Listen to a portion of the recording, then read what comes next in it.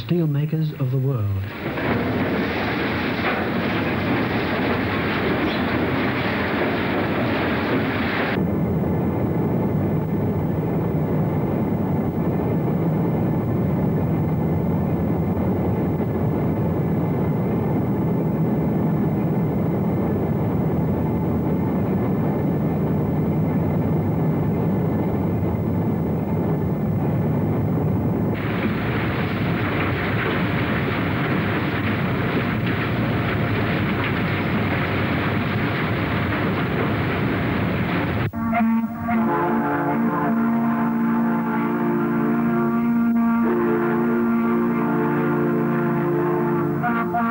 In harnessing the riches of a land awesome in grandeur and magnitude, man forges a great enterprise. In a land we have known as the dream time is a land now where dreams do come true.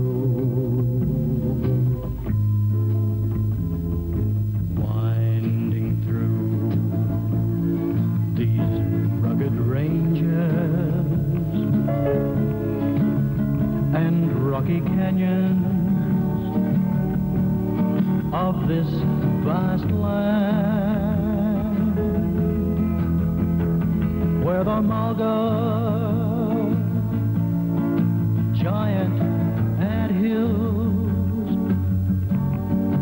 dried up rivers lie between. Headland and Mount Newman, snake-like winding, is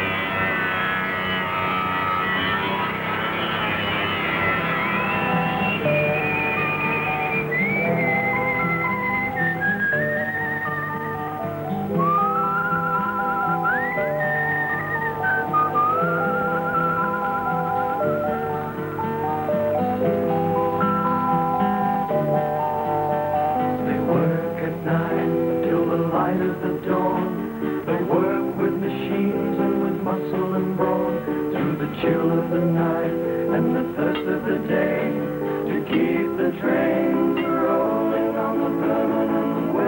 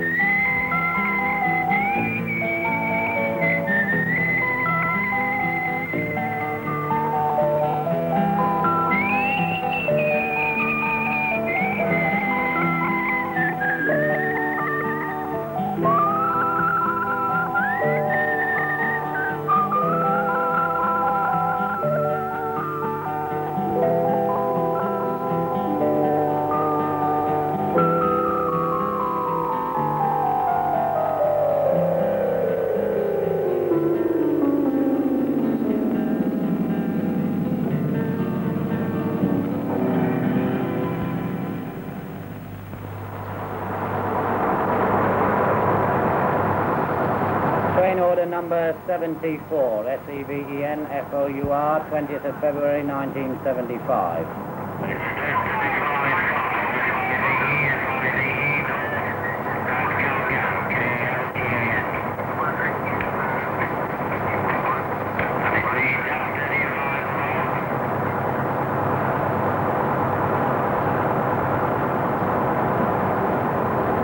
The strain imposed on a railway line by iron ore trains makes the title permanent way a little misleading.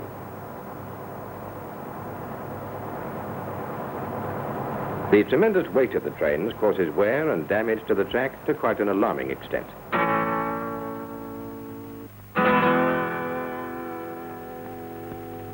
Clearly, careful, constant maintenance is needed.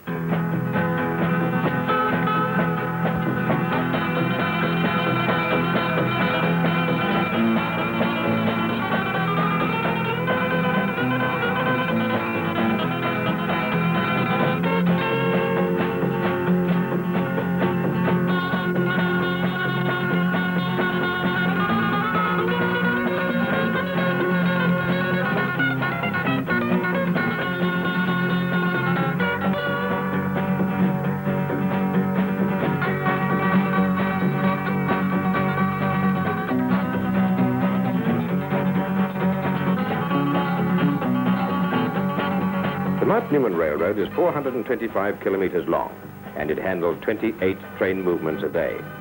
12 loaded trains, each with up to 140 ore cars carrying 100 tons apiece, 12 empty trains moving in the opposite direction, work trains, supply trains, ballast trains, and so on. And that's more than one movement each hour. Add to that a succession of maintenance gangs and track inspectors, all trying to get onto the line. And it soon becomes clear that anyone wanting to do work on the track has the bare minimum of time to do it in. Dispatch RL4.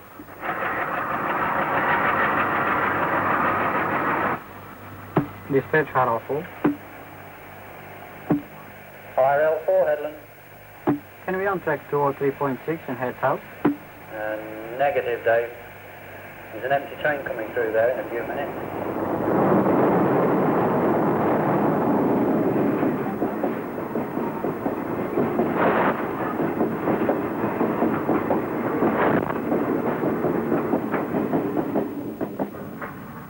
Dispatch RL4. Go ahead, RL4. Can we on track at 203.6 and head south? Has that empty train gone through yet? That's affirmative. Roger, Dave. You can on track and you'll be clear to the 219.6. 219.6, Roger, Roger.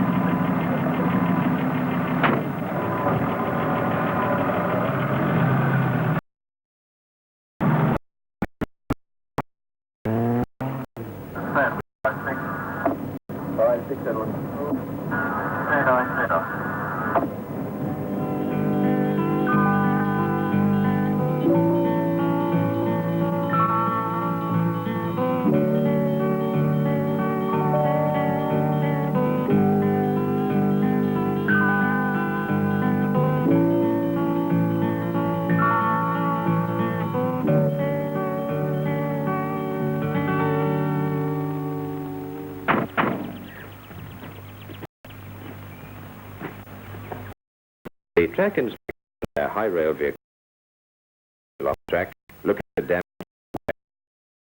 and so on.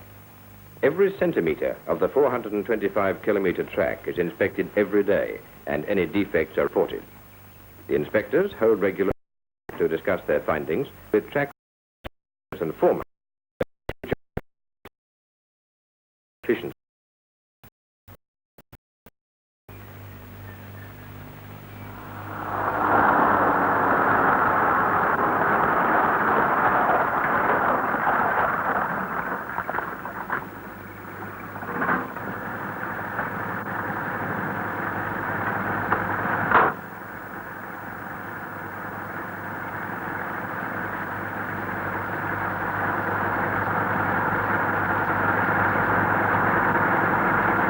As the Newman line runs through an area of starving termites of very large size, who regard the thousands of sleepers as a seemingly endless source of food, the natural life of the sleepers tends to be shorter than usual, and replacement sleepers have to be strongly dosed with termite-discouraging treatment.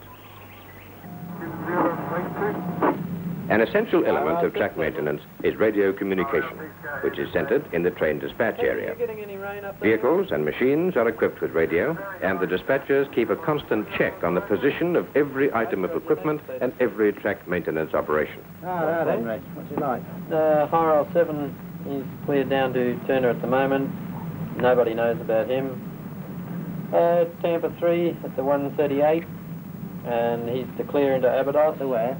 At the 138, and he's clear into Abydos. The loader train does know about him, and we've got track liner working up here at the 200 kilometre, and he said he'd be in clear in the next half hour into Quarry 4, so he'll let you know when he goes in. Tampa. What about those re-sleeping gangs? Are they still on track? Oh yeah, that's right, they're still working there.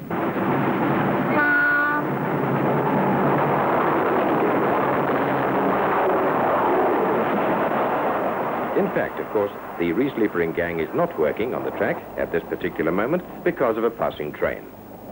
This one is an empty, and the full one has just gone by in the other direction, so the track is now clear for a short while for more sleepers to be changed.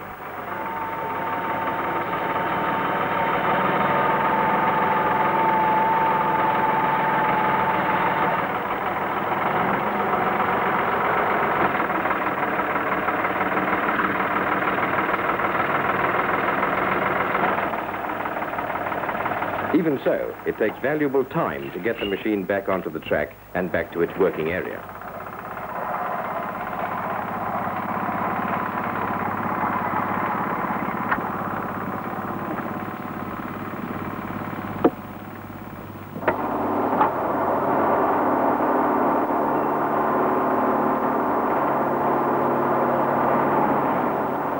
Sleepers maintain the rail gauge and spread the load from the rail through the ballast bed to the formation. They have a limited life because of the joint action of weathering and mechanical flexion.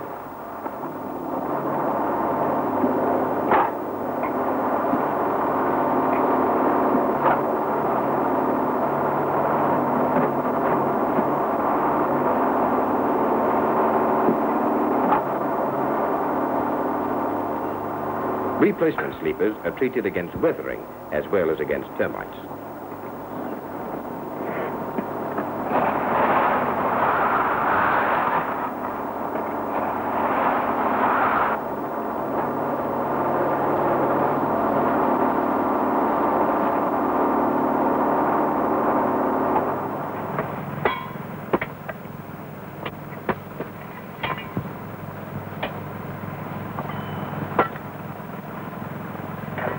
To facilitate removal of rail and other track operations, the original base plates with their spikes and rail anchors are being replaced with a pandrol system, which holds the rail down firmly with a heavy steel clip. Once this clip has been knocked aside, the rail can be easily removed.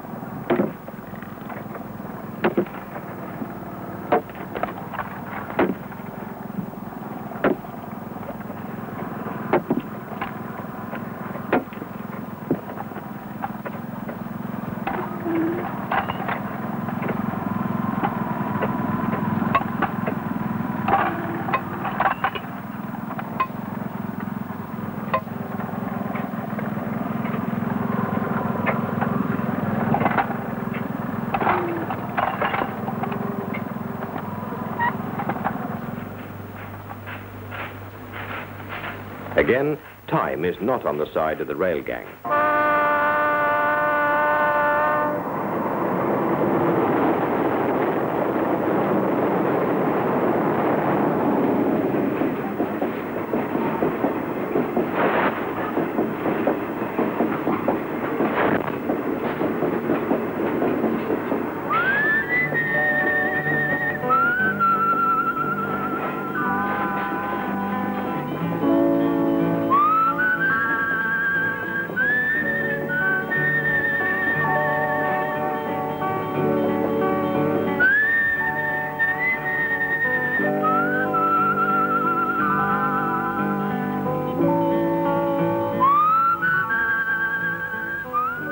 Ballast is obtained from quarries alongside the track.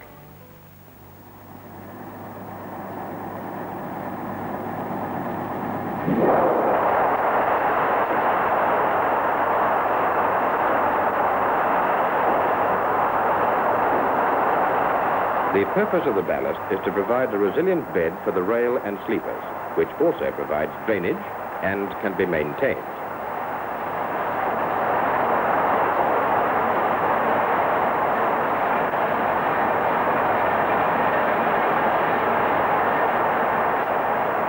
A 2-inch layer of ballast must be added to the track over a 5-year cycle to compensate for degradation of the material caused by constant pounding from the trains by the sleepers.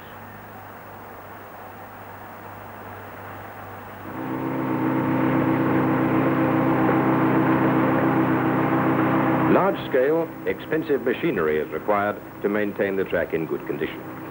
The ballast regulator here is grading the newly dropped ballast to remove excess before the passage of the next train. This is only one of a number of these machines which operate all along the railroad from Port Hedland to Newman.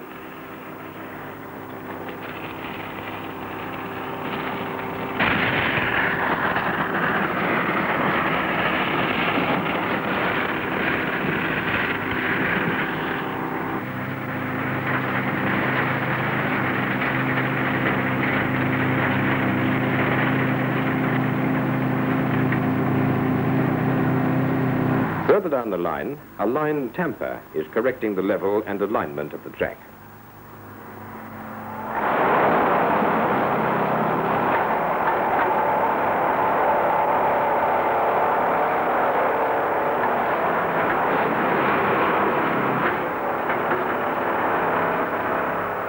The vibrating tines compact the ballast under the rail seat to make a firm support for the rails and sleepers.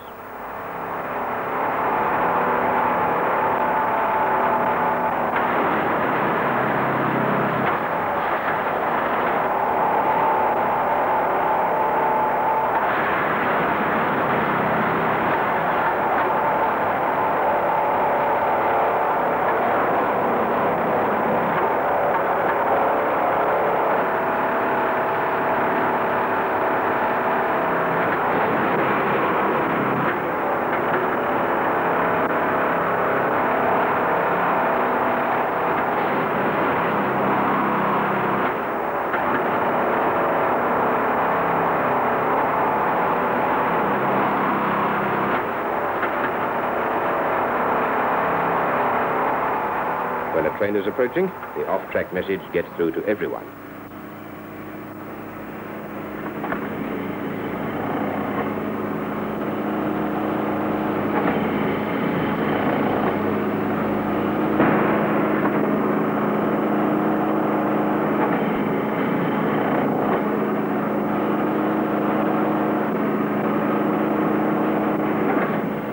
The ballast crib between sleepers tends to become disturbed after line tamping, and the crib tamper follows to compact the ballast between the sleepers and also on the shoulders of the ballast. Firmly compacted cribs and shoulders contain the rail against thermal movement on curves.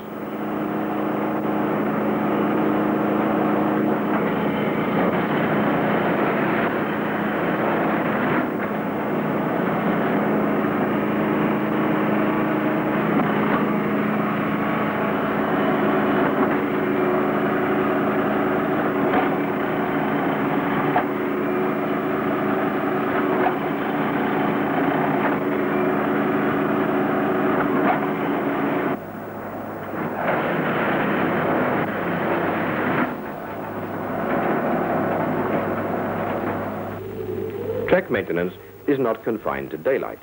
Men and machines work throughout the night, and the early morning light discovers working parties operating their great machines in many remote areas along one of the longest privately owned railroads in the world.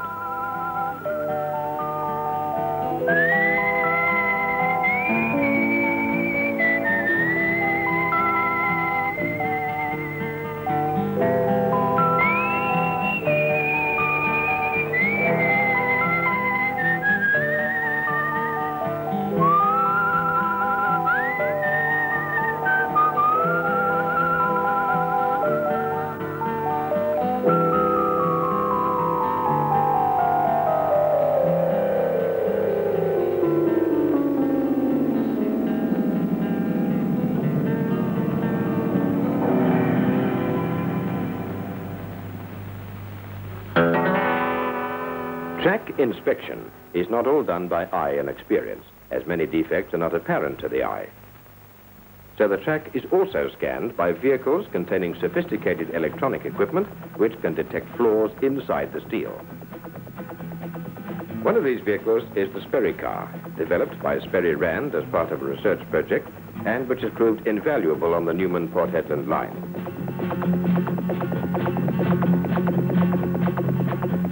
In addition to the Sperry car, an extremely light and compact ultrasonic flaw detection unit has been developed at Port Hedland. It has a good on- and off-track capability and is used to very good effect in locating and recording defects in the rail so that remedial action can be taken before they become a hazard to rail operations.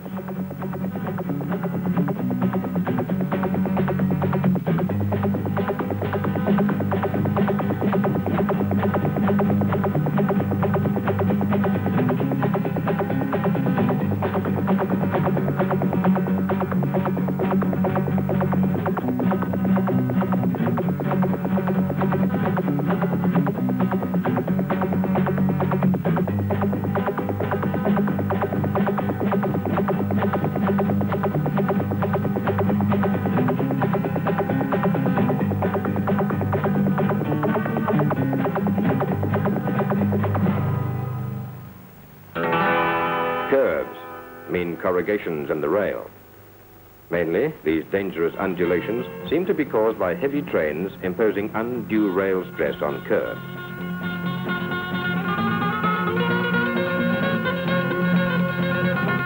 In conjunction with BHP, research is being carried out with a mobile instrumentation unit into the causes of rail corrugations and also into other train track dynamics. Strain gauges on the rail measure the reaction of the rail under train loading and record the results electronically. In the meantime, corrugations remain a problem, and the only way to deal with them is to grind the rail back to a correct profile.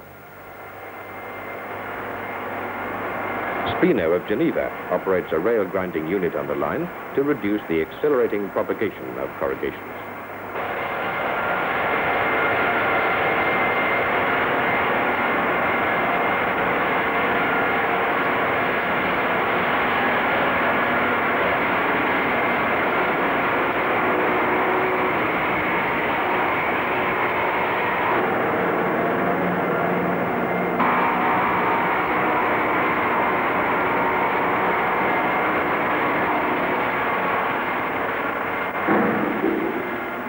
Sometimes, whole sections of rail, mainly curves, have to be replaced. And when this is necessary, lengths of line have to be welded into long strings at the rail depot, and these are taken by special rail cars to the required location. A flash butt welder, operating on low voltage at very high amperage, is used to weld the rails.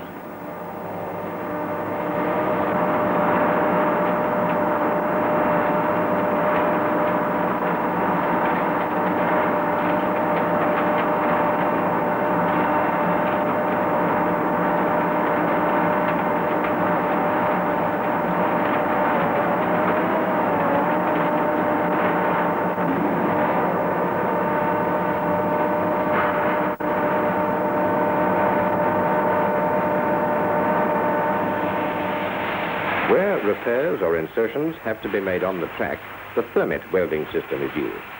A highly skilled gang is employed to cut the rail, de-stress it, heat the ends, and pour molten metal into a mold surrounding the join to fuse the two rails together. They have to work quickly, as the line has to be used very shortly afterwards. It takes 20 minutes to cut the line and carry out all the necessary operations, and the work can only be done at certain times during the day to allow for expansion or contraction of the rail.